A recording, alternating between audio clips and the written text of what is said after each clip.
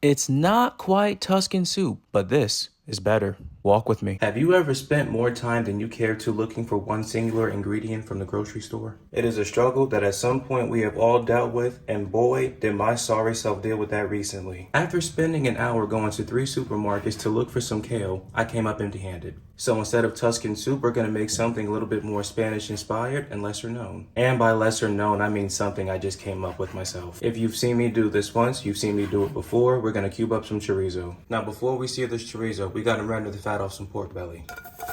Luckily for me, I bought it already chopped, so I didn't have to do it my damn self. Due to the amount of fat that pork belly has, we're gonna cook this over a low heat. If we cook it too quickly, it'll burn and we won't get as much fat rendered as we want.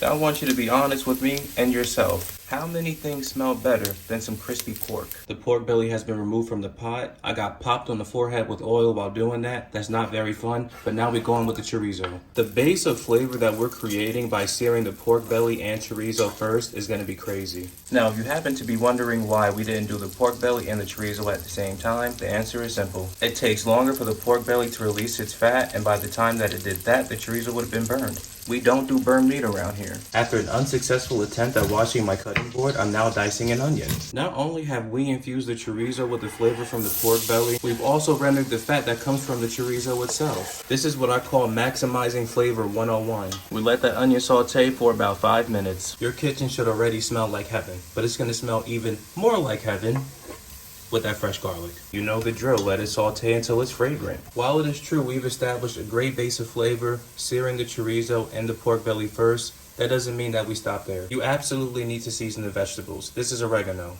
This here smoked paprika is gonna pair perfectly with the chorizo flavor, a little bit of black pepper. And we do some bay leaf. Once the seasonings toast, they're gonna bloom and add so much flavor to the soup. And now, it is without further ado, we got our chicken broth.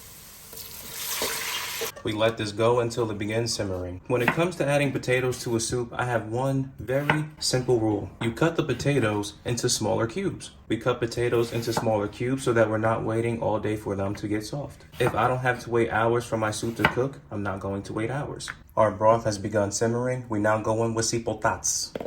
Get that all incorporated and let it go until the potatoes get nice and soft. I'm pretty happy with where our potatoes are at, so we're gonna go ahead and add the meat in. Do you know how hard it was to not eat all of this pork while waiting for the soup to cook? With the meat cooked in, we kill the heat and add the heavy cream. You also add the spinach. While I couldn't find kale, I figured spinach will work just as well. When it comes to soup, I am a simple man. Always give yourself as much as you can fit in a bowl. Make sure you don't accidentally put bay leaf in your bowl either. You know, it's real cold outside right now, and I would say this is the perfect soup to warm you up.